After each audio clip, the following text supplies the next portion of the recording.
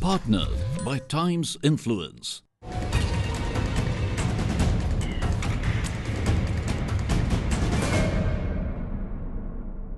The ETTelecom 5G Congress 2017 was recently held in New Delhi. This was an initiative to bring together industry stalwarts, policy makers, analysts and telco leaders to discuss the challenges and opportunities in 5G, the next generation of mobile networks. Ladies and gentlemen, it's my pleasure and honor to welcome you to the ETTelecom 5G Congress 2017. ETTelecom 5G Congress, supported by the Department of Telecommunications, Ministry of Communications, the Government of India, presented by Huawei, co-presented by BSNL, and powered by Ericsson. Some of the most iconic personalities of the industry expressed their views on various aspects of 5G. Professor Ashutosh Sharma, Secretary, Department of Science and Technology, Government of India, presented his views on India's suitability for 5G adoption and its relevance for 5G technology. So what is 5G for India is all about?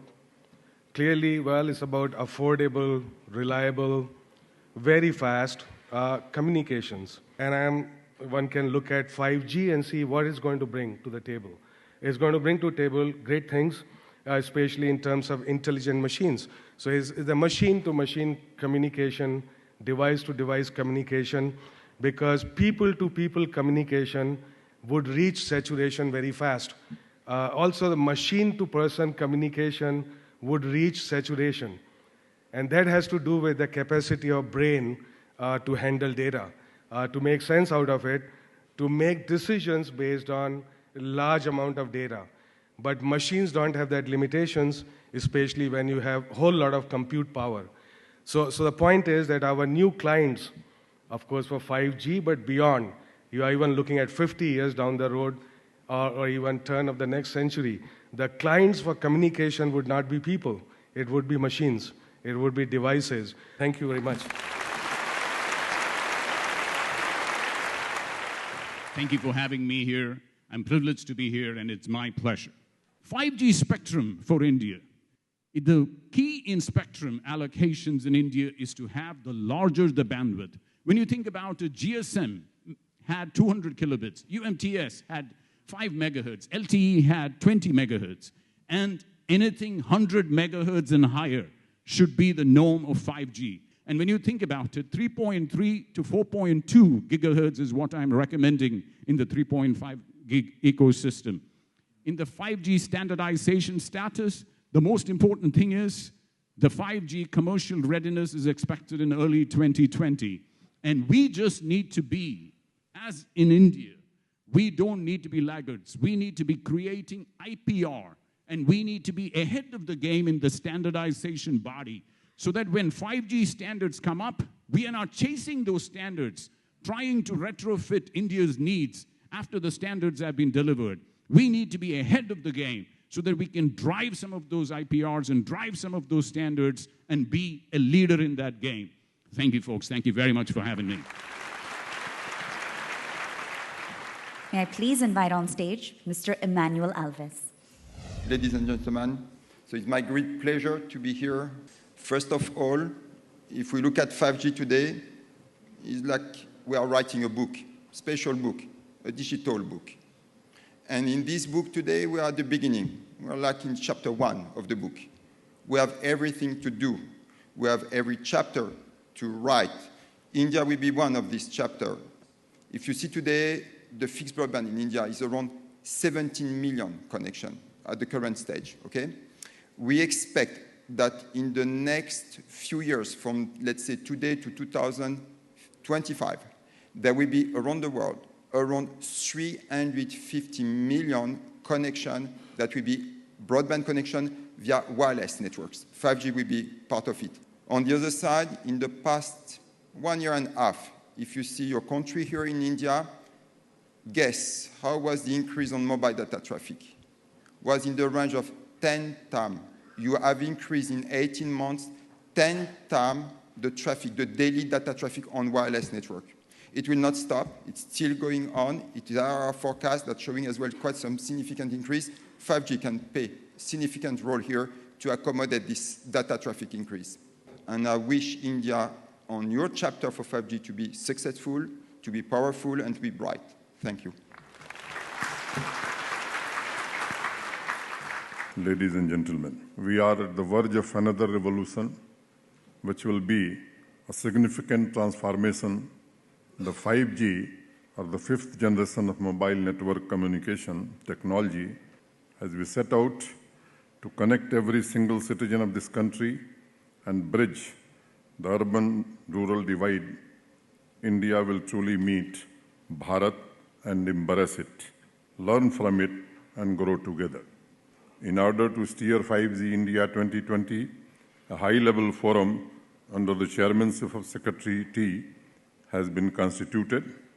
The objective of this high-level forum is to position India as a globally synchronized participant in the design, development, and manufacturing of 5G-based technologies, products, and applications. I am counting on you. Jai Hind. Thank you.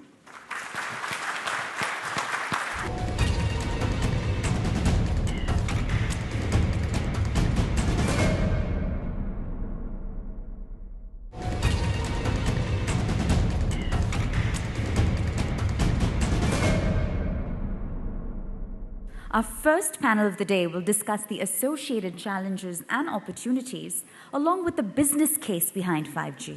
Very warm welcome to all my fellow panelists. Quite a panel we have here on the stage. And I'd love to start getting the OEM perspective on it. What are the use cases that you typically discuss of 5G? Firstly, if we look at all the use cases that 5G is going to address, they can be broadly classified into three categories, as we call them: EMBB or enhanced mobile broadband, URLLC or ultra reliable and low latency communication, and MMTC or massive machine type communication. But the first priority would be the EMBB type of application to help operators to reduce the cost per GB of data produced, and also support the better user experience in terms of the new applications that are coming up, such as the evolution of video, as we call, in the form of VR, AR, the ultra high definition video, etc. Carolyn, if we could get your thoughts on the same. Aspect that we've been looking at is we've been start doing some of the 5G use cases, early trials. It turns out that a lot of this can be achieved even on LTE today if you add on some of the concept of edge computing. So for example, just this week in Taiwan, Foxconn announced that they were able to deploy this facial recognition for payment purpose with one of the local operators. It's based on LTE, it's based on something called MEC, a multiple access edge compute. The latency is such that it's around 0.02 seconds, to a point that you could actually meet the, otherwise people get impatient. You know, how long am I going to look at it before you let me pay for something? It's used for smart retailing, location, and so on. My input would be really do something now, start with LTE, with the cloudification of the network, and utilizing even network slicing, an earlier version of network slicing. You will be able to demonstrate some of the enhanced user experience as well as a new business model. We got to do something now before actually 5G really becoming rolls out. Let me come to you and get an operator's perspective. We discussed use cases, but then I think that quickly translates into what the business case would be, right? So the use cases might be many, but not all use cases might make economic sense. Very rightly pointed out, the most important factor here is going to be it should make business sense as well. Now let's take one example. Imagine a condominium having 50 flats.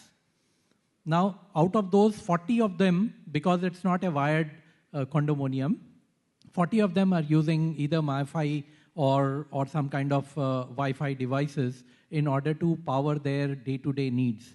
Now imagine even if you put 3 towers nearby to that condominium in order to meet these 40 people's always connected requirement. You can't meet that requirement using 4G.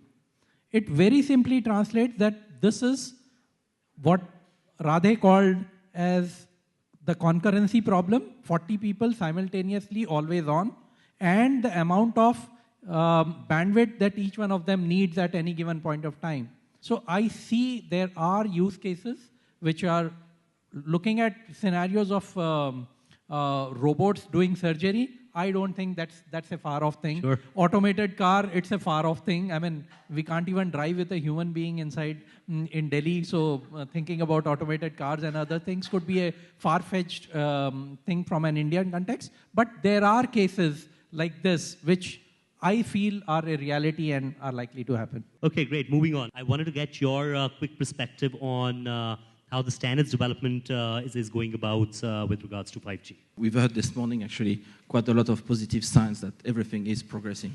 Here, what I heard as well this morning is we have the government behind us that has a strategy. So we have the roadmap that's coming up.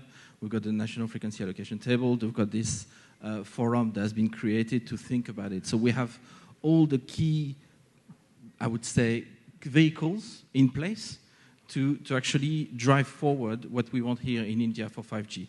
And being India, actually, we can go even further and plan for the World Radio Conference. So such a high economy can influence heavily what's happening in Asia, but also what's happening at the world reference. So what we need from the government as well as this roadmap is actually to be involved in WRC and promoting the bands. If you look at World Radio Conference in 2015, India already had identified L-band as one of the key bands. So clearly, there's some really good innovative and views from India, and this needs to be carried forward into WRC to influence the rest of the world as well. Professor Abhay and Secretary Gupta, if I could come to you on the same topic. Of course, both of you are very close to the topic of standards with regards to India, as well as spectrum allocation for 5G in India.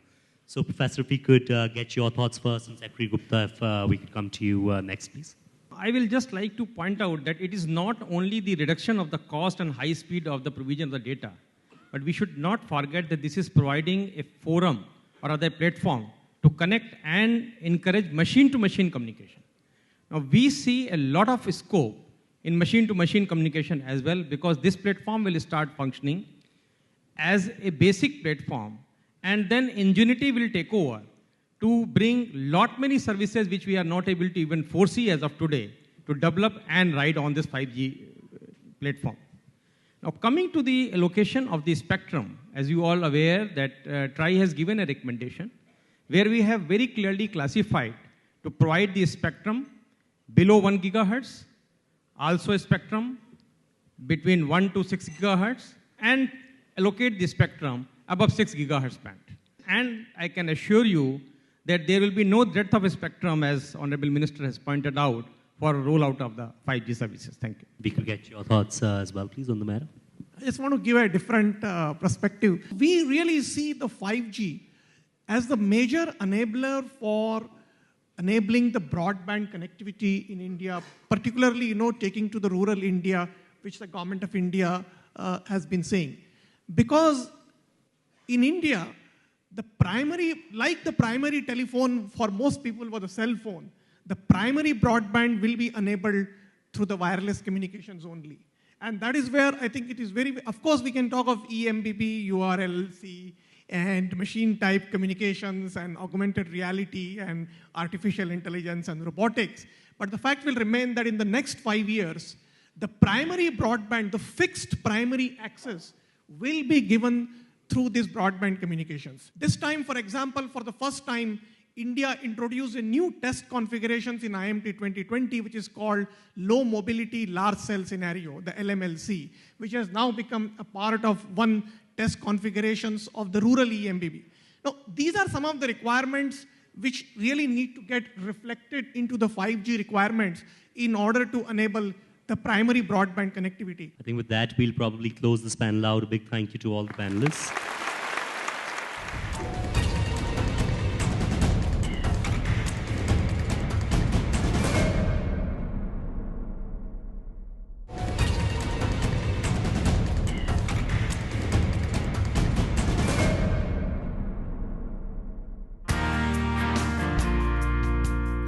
Further elaborating on the relevance of 5G technologies and its impact in India, Joachim Cyrilius, Head 5G and RAN Architecture, Ericsson, and Aruna Sundarajan, Secretary, Department of Telecommunications, Government of India, reiterated the need to prepare for the rollout of 5G, and India is all set to play a leading role in it. Due to the traffic growth in many networks, the need for 5G is really here now, and we need to start prepare immediately. The use cases and the potential for 5G has been quite well understood by now, and operators understand that you start with mobile broadband, it has a business case by itself, and then you use that enhanced mobile broadband network to serve new revenue streams with a very high business potential. And luckily, the technologies for a smooth evolution are already here and already available today. So this journey can start today by enhancing the 4G network, by enhancing the transports, by building the architecture of the core networks and the radio networks for the future, and then finally introducing 3GPP NR as a last step.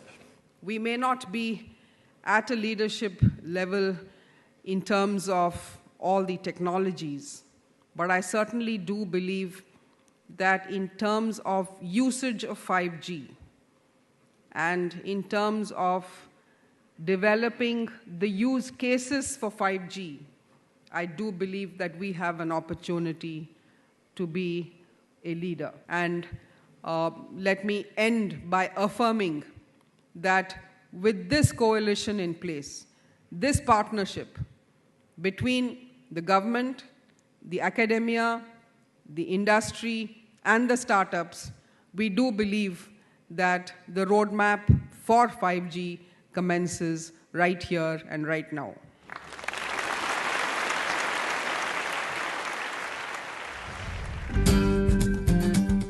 On the topic of how 5G can bring cross-industry applications and digital transformation, some of the best minds from the industry expressed their views and concerns in a panel discussion.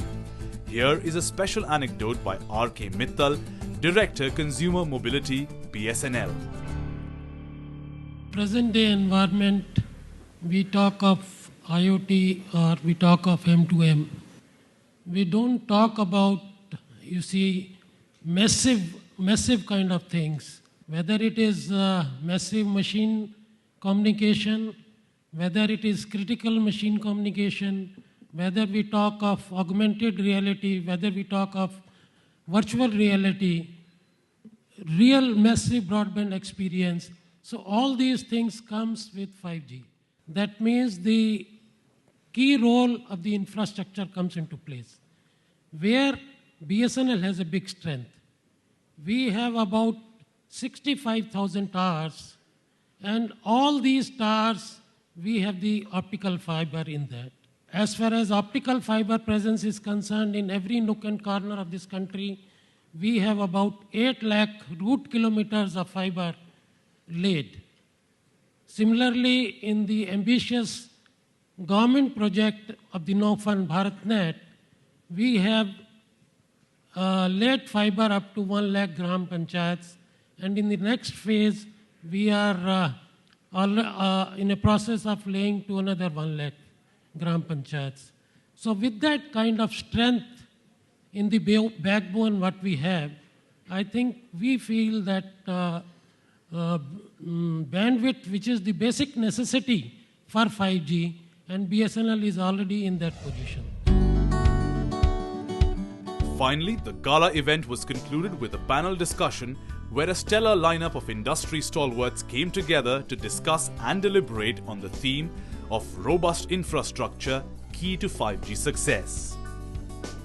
I'm going to ask Bimal to maybe start talking about infrastructure. He's the closest to infrastructure. For me, infrastructure, and if you look at rollout of 5G from a distance, it is there is a technology which is being developed. There are use cases which are being talked of, and some in India, some outside. But when we put it together, it is the Indian infrastructure which is what we actually provide to any technology to flourish as well. Not only we will be needing sites, we will be needing millions of radiating points. While we do this, all will have to be connected through fiber.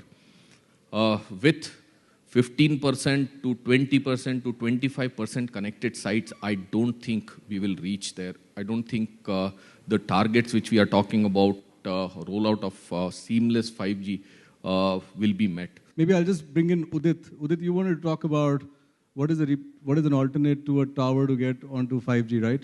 I think the models that are going to evolve, that are going to sort of come out over the next 5 to 7 years, whatever the rollout time frame for 5G will be, will be very different from what we have right now. Infrastructure is one part, but deploying it at a cost-effective manner, in a cost-effective manner is going to be far more challenging. I think infrastructure has got three components the way we look at 5G, right? I mean, talked about passive a bit, Bimal chipped that in. Maybe on active, Shekhar, would you talk about that? Ultimately, I think the real kind of win here is to make the infrastructure so dynamic, which we believe can only be done by really software defining the architecture in a way in which components, micro-components, etc., can be moved, shared, serviced, and be done in an agile way, but continuously in a resilient and secure way. Maybe I can go to Anil, and if you can talk about the spectrum and what's the thinking of the regulator on spectrum, the timing, if at all, on the next auctions. Actually, the success of 5G is based mainly on the availability of the backhaul. Whatever we say that 100 Mbps, the experience speed, 20 GB peak speed, if we are talking this thing and talking about 2 billion devices to be connected by 2020, we have to have a very strong backhaul and reliable backhaul. Yeah, I agree. I think the important thing is about the price of spectrum, right? Price of spectrum is always decided by operators. We'll take the input from the industry. If they say it should be extremely low, we will take the call that time. But let me come to Akhil, and I think as a sector we really need something like $40 to $50 billion for infrastructure in the next few years to make 5G a reality. And with Akhil being such an expert on creating value and financial engineering that you do with passive infra, what's your thought? Actually, it will be wrong to think of this problem in terms of 30, 40, 50 billion dollars. What is important to my mind is to think in terms of creating a model whereby there is return on capital employed. The big problem is that when this, let's say $40 billion, is put, if it is put by the operators, for all practical purposes, they're just putting it for a single use, right? And obviously, the return on capital falls because it's the same investment. The moment it is put up by infrastructure providers, the same $40 billion could become $100 billion in value because this 40 billion is going to give so much of return. Now, one could lament that if the cost to the operator goes up. The fact is the cost to them also significantly reduces.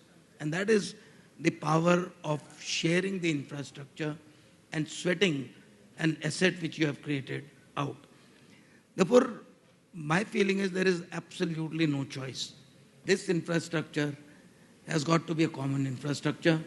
It has got to be a commercial infrastructure which gives great pricing to the operators, completely leaves them from the burden of capex, completely frees their mind from execution, maintenance, and so on. And on the other hand, people who can deploy this capex, the infrastructure companies, they create a great business case. I always jokingly say that if an infrastructure company puts up $1 million in capex, the value goes to 2. If an operator puts up $1 million in capex, it goes down to half. That's, I think, the big difference. Let me go to Balaji and get some views from operators. We just need to make the enabling environment in which it's easy for services to be rolled out and business to be done. And essentially, I think he said 2 or 3 elements that are very important. End of the day, it's an ecosystem play. Where we stand today, there's a talk about an NTP 2018. If that sets the vision for our country for 2025 and beyond, then that's a very good starting point to rally everybody to say the services that we need to talk about. Thank you very much. It was a really good panel. Thank you.